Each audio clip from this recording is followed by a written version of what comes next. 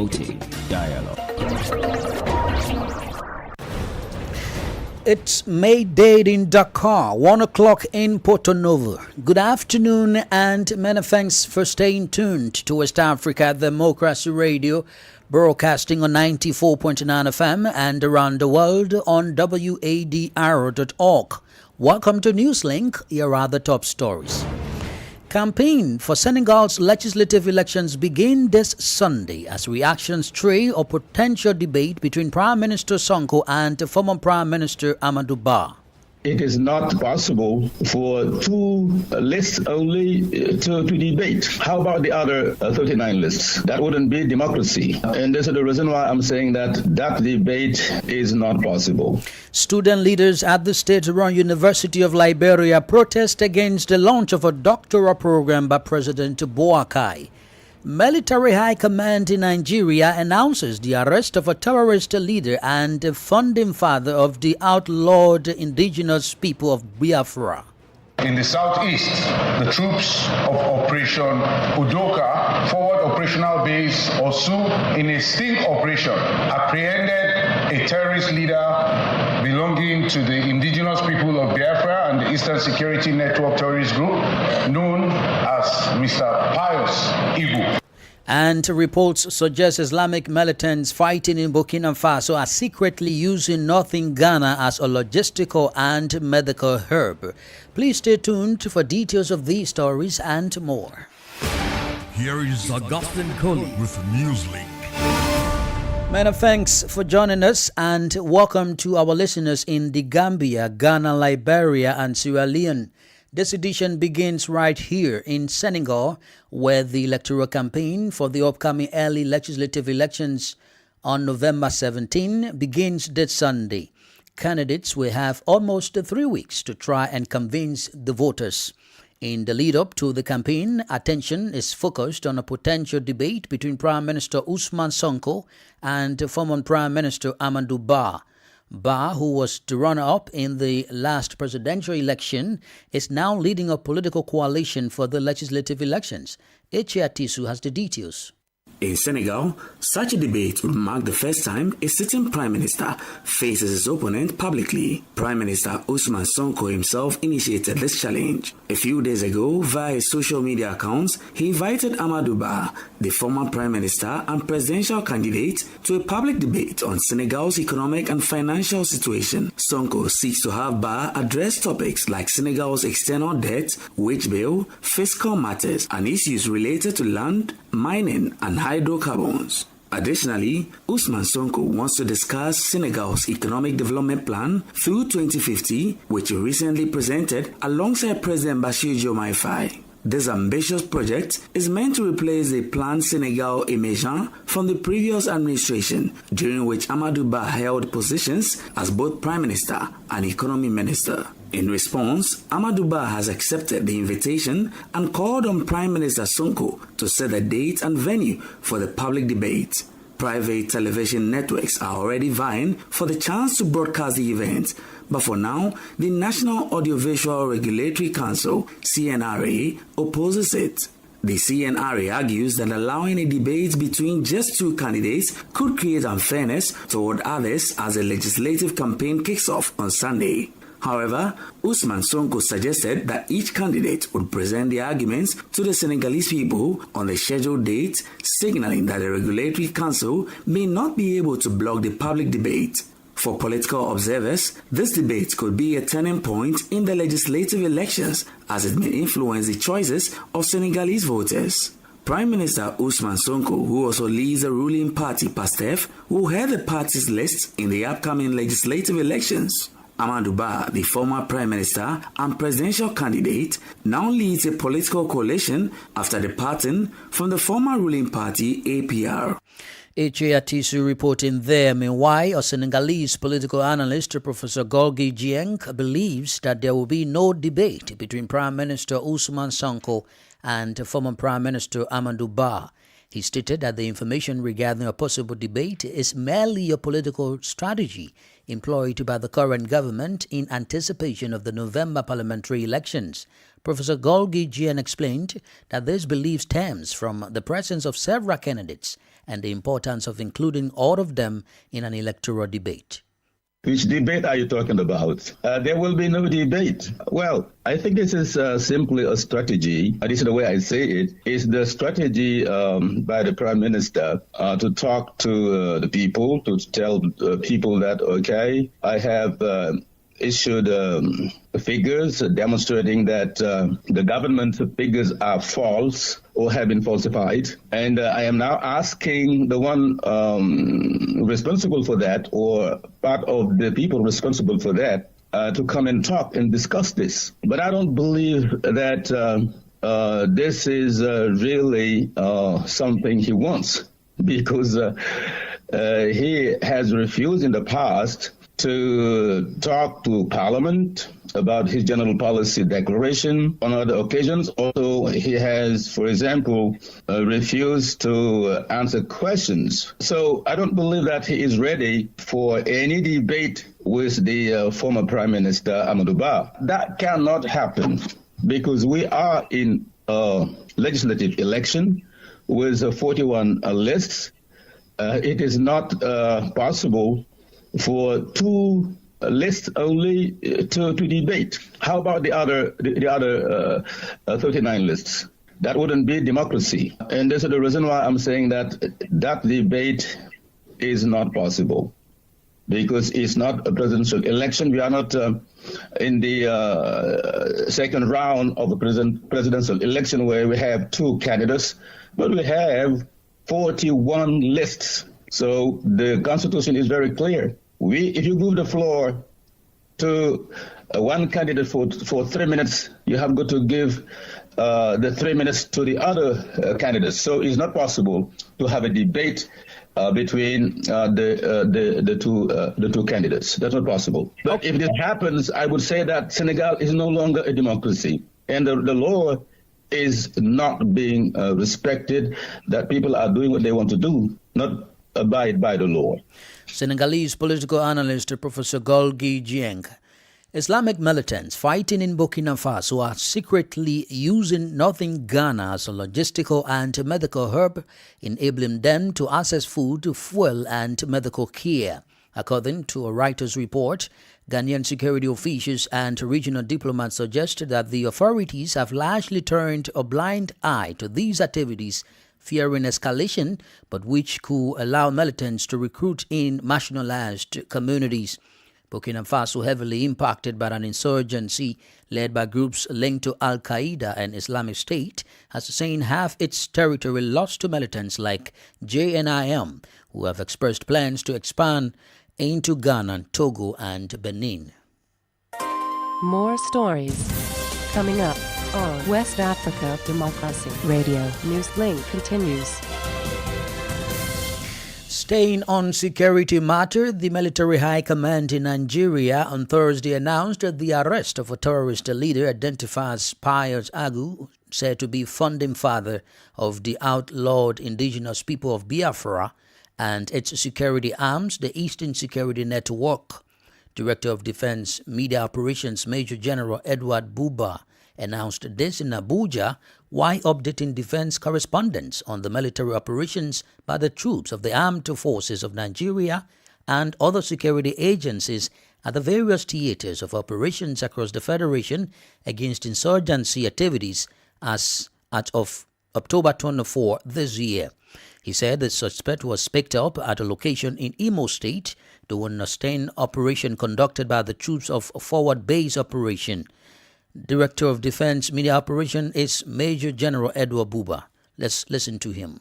In the southeast, the troops of Operation Udoka, Forward Operational Base OSU, in a sting operation, apprehended a terrorist leader belonging to the indigenous people of Biafra and the Eastern Security Network terrorist group known as Mr. Pius Igu. He is an indigenous people of Biafra terrorist founding father responsible for Osu General Area in Imo State. Also in a separate development, troops of Forward Operational Base Amaruku conducted a raid on an indigenous people of Biafra terrorist group commander's location. The raid was successful and led to the arrest of the commander, identified as Emmanuel Onwugu in Imbanu, local government area of Abia State. In the war against crude oil theft, as well as our effort to boost the nation's daily crude oil production, troops arrested 18 perpetrators of crude oil theft during the week. Troops also denied the theft of crude oil estimated to the sum of 1.7 billion naira during the week. He's Director of Defense Media Operations, Major General Edward Buba in Nigeria. Meanwhile, Nigeria's President Bola Tinubu has announced new directives aimed at cutting the cost of governance by reducing the number of vehicles and security personnel assigned to government officials. The move, announced on Thursday, limits ministers of state and heads of federal government agencies to a maximum of 3 vehicles in their official convoys. No additional vehicles will be provided for movement. Usman Umara in Abuja tells us more. The cost-cutting measures are part of Tinubu's broader efforts to address government spending. Earlier this year, in January, he significantly reduced the size of his own entourage, cutting the number of officials accompanying him on foreign trips from 50 to 20. For local trips, his entourage was reduced to 25 officials. Similarly, the Vice President's entourage was cut to 5 officials for international trips and 15 for domestic ones. In the latest directive, President Tinubu also ordered that ministers and agency heads have a maximum of 5 security personnel consisting of 4 police officers and 1 Department of State Services officer. No additional security staff will be allocated. To enforce these changes across the board, the President has instructed the National Security Advisor to engage with military, paramilitary and other security agencies to ensure an appropriate reduction in vehicle and security personnel deployment. The affected officials are expected to implement these measures immediately, reflecting the urgency and seriousness of the government's intent to reduce public expenditure. For Newslink on West Africa Democracy Radio, Usman Umar reporting from Abuja. We cross over to Liberia, where President Joseph Boakai has with immediate effect cancelled the positions of all ambassadors at large, special envoys and trade and investment representatives. At a press conference on Thursday hosted by the Ministry of Information, Cultural Affairs and Tourism, Information Minister Jeremy Pia announced the reappointments will be made based on the current governance priorities of the country. Still in Liberia, student leaders at the state-run university are protesting against the launch of a doctoral program by President Joseph Boakai. According to the student leaders, President Boakai and his administration have failed to fulfill its social responsibilities towards students. WADR's Monrovia correspondent Grace Joshua reports. According to the students, the Boakai administration has constantly overlooked the welfare of over 22,000 students leaving a university in a state that is detrimental to quality education, issue they have been raising since the government took office. Given these circumstances, they are questioning how the government can justify launching a PhD program without first addressing these fundamental challenges. That the quality of education being provided here at the university is not only backward, but very, very much substandard. We understand that this president wants to impress. The Student Unification Party, SUP, the leading student political organization at the University of Liberia, has strongly condemned the violent response of the Liberia National Police against peaceful protesters on the university's main campus. They emphasized that education must be a top priority for national development, particularly in a developing country like Liberia. Nearly a year into President Boakai administration, they assert that the physical condition of the university remain unhealthy and unfit for learning. Despite the urgency of these issues, the government has remained silent rather than taking actions to address them. We can say that this environment is not favorable for a PhD program. And insofar, the students are here that the undergraduate and the master program cannot be conducive for academic activities, there's no need for a PhD program. In the light of this concern, the Student Unification Party is calling on stakeholders and civil society organizations to denounce what they deem the illegal presence of President Boakai at the university. They view his presence as an affront to both students and the broader Liberian populace. For West Africa Democracy Radio, I'm Grace Joshua from Monrovia. You are listening to Newslink on West Africa Democracy Radio, broadcasting from Dakar, Senegal. Here is a reminder of the top stories. Campaign for Senegal's legislative elections begin this Sunday as reactions trail a potential debate between Prime Minister Sonko and former Prime Minister Ba. Student leaders at the state-run University of Liberia protest against the launch of a doctoral program by President Boakai. Military High Command in Nigeria announces the arrest of a terrorist leader and founding father of the outlaw indigenous people of Biafra. And reports suggest Islamic militants fighting in Burkina Faso are secretly using northern Ghana as a logistical and medical hub. Still ahead, we have the guest interview and the sports news. Please stay with us. You are listening to West Africa Democracy Radio, broadcasting from Dakar, Senegal. Thanks for being there with us. As a reminder, we are streaming live on YouTube at WADR and on Facebook, WADR English Service.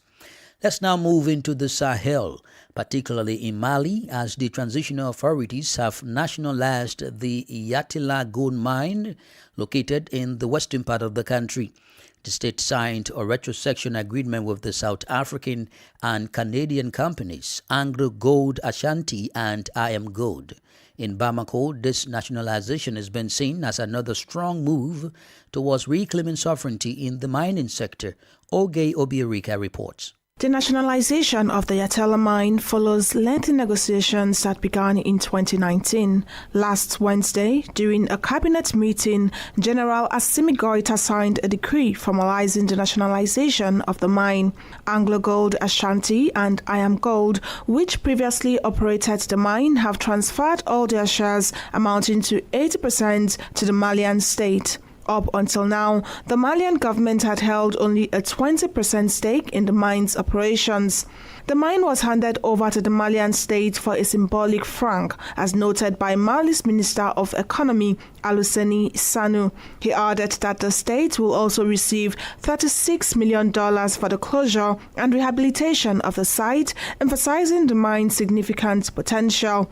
It is important to remember that the mine, which began operations in 2001, halted production in 2016 due to a sudden drop in gold prices and concerns about miner safety. The mine will now be managed by the Malian Society for Mineral Resources, Exploration and Exploitation, a state-owned enterprise created by the ruling military government in 2022.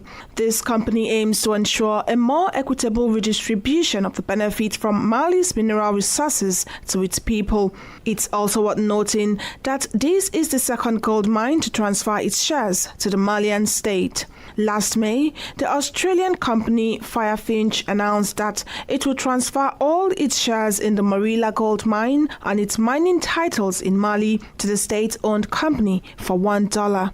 Oge Obiorika with that report. Niger and the Canadian company Zima have signed a moratorium of understanding to build a large oil refinery and petrochemical complex in the Dosso region, located in the southwest of the country near the Benin's border. The refinery will have a capacity of 100,000 barrels per day, significantly boosting Niger's oil processing capabilities. Nada Detete has the details. Niger, which became an oil-producing nation in 2011, began exploiting oil deposits in the Agadem block located in the Difa region near Chad and Nigeria. In 2012, it launched its refinery with a capacity of 20,000 barrels per day in Zinda, aimed at meeting domestic fuel needs. In January 2023, Niger started exporting crude oil internationally through a 2,000-kilometer pipeline that links its oil fields to Benin's port of Seme. However, this export route was temporarily disrupted following the July 2023 coup in Niger, which strained relations between Niger's military government and Benin. Exports only resumed after mediation led by WAPCO, a Chinese firm responsible for marketing the oil. The new refinery and petrochemical complex with Zima are expected to transform Niger's oil industry, adding value to its resources by processing crude oil domestically rather than exporting it under-refined. This partnership is seen as a crucial step in Niger's efforts to strengthen its energy security, accelerate industrial development, and increase its contribution to the regional economy. Politics, analyses on major news, social matters, and all. This is A Guest. Our guest interview segment this afternoon centers around the electoral campaign for the upcoming November 17 legislative elections in Senegal. Official campaign begins this Sunday, October 27, according to the Electoral Council. As candidates, we have almost 3 weeks to try and convince voters. Attentions are focused on a potential debate between Prime Minister Ousmane Sonko and former Prime Minister Amadou Ba. However, Professor Golgi Dieng, a Senegalese political analyst, has a different view towards the possibility of a debate ahead of the elections. This is a special election because it comes about 7 months after the presidential election. So it will be a test for the new regime and then also a test for the outgoing regime, and also a test for those pretending to take over in the next coming years. But as I said, I am a believer that programs are not very important in Senegal. That canvassing is maybe important, but I think that is not that determinant, because most people in general know who they are going to vote for. I don't believe that what people say during that campaign, I don't believe that this is much important. This will be the first time for an immediate past prime minister and a sitting prime minister to face each other in an electoral debate. How would you describe such a debate that's coming up between Prime Minister Ousmane Sonko and the former Prime Minister Amadou Ba? Which debate are you talking about? There will be no debate. Well, I think this is simply a strategy. This is the way I say it. It's the strategy by the Prime Minister to talk to the people, to tell people that, okay, I have issued figures demonstrating that the government figures are false or have been falsified. And I am now asking the one responsible for that, or part of the people responsible for that, to come and talk and discuss this. But I don't believe that this is really something he wants, because he has refused in the past to talk to Parliament about his general policy declaration on other occasions. Also, he has, for example, refused to answer questions. So I don't believe that he is ready for any debate with the former Prime Minister Amadou Ba. That cannot happen because we are in a legislative election with 41 lists. It is not possible for two lists only to debate. How about the other 39 lists? That wouldn't be democracy. And this is the reason why I'm saying that that debate is not possible, because it's not a presidential election. We are not in the second round of a presidential election where we have two candidates, but we have 41 lists. So the Constitution is very clear. If you give the floor to one candidate for 3 minutes, you have got to give the 3 minutes to the other candidates. So it's not possible to have a debate between the two candidates. That's not possible. But if this happens, I would say that Senegal is no longer a democracy, and the law is not being respected, that people are doing what they want to do, not abide by the law. What do you mean, sir? If you say if that happens, that means Senegal will not be a democratic state. In what sense of the law are you speaking, sir? Now, what I'm saying is clear. The law says that during the electoral campaign, all the candidates must be given the same opportunities.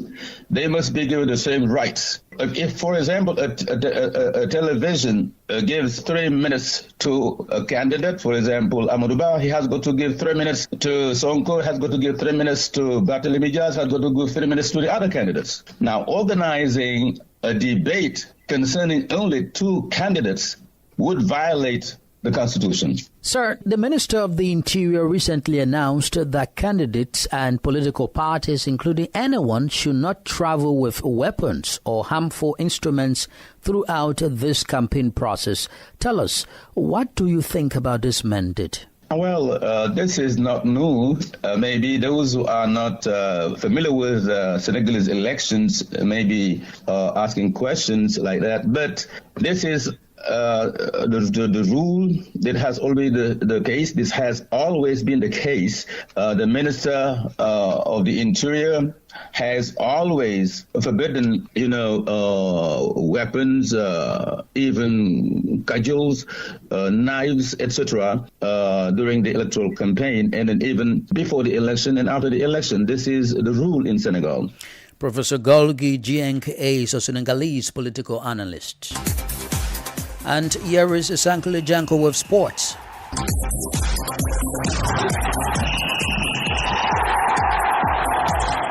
Hello there, a warm welcome and thank you for joining us. The Confederation of African Football CAF has unveiled the list of nominees for the men's category for the CAF Awards 2024 as anticipation builds for the awards evening scheduled on 16 December 2024 in Marrakesh, Morocco. The CAF Awards 2024 cover the period between January 2024 and October 2024. 10 players have been shortlisted for the coveted CAF African Player of the Year, just as 10 players featured on the list for the CAF Interclub Player of the Year. The standout names for the CAF Player of the Year include Seydou Guirassy of Borussia Dortmund and Guinea, Achraf Hakimi of Morocco, William Troost-Ekong of Nigeria, and favorites Nigeria's Ademola Lookman, who is tipped to win this year's award. There are 10 nominees, each for the Coach of the Year, CAF National Team of the Year, and Club of the Year. The CAF Young Player of the Year category, which celebrates talents under the age of 21, also includes 10 rising stars. This includes Gambia's Yankuba Minteh, Lamine Camara of Senegal, as well as Malik Diouf of Senegal. The winners of each category will be determined through votes from a diverse panel, including the CAF Technical Committee, media professionals, and the head coaches and captains of member associations, as well as clubs participating in the group stages of the interclub competitions. The list of nominees for women's category will be announced shortly. Nigerian forward Victor Osimhen was named the CAF African Player of the Year in 2023, while Osishar Oshoala earned the title of CAF African Women's Player of the Year. And it looks like this year too, a Nigerian will win the CAF Player of the Year. That is, of course, Ademola Lookman. And that's it for sports. It's back to you. We've come to the end of this edition of Newslink on West Africa Democracy Radio, broadcasting from Dakar, Senegal. Thank you for listening, and many thanks to Christian Mukidi and Maudo Diouf for the technical assistance. To interact with us via our social media platforms, X, formerly Twitter, Instagram at WADR News, and on Facebook, WADR English Service. I am Augustine Cully. Good afternoon. And many thanks to you for listening.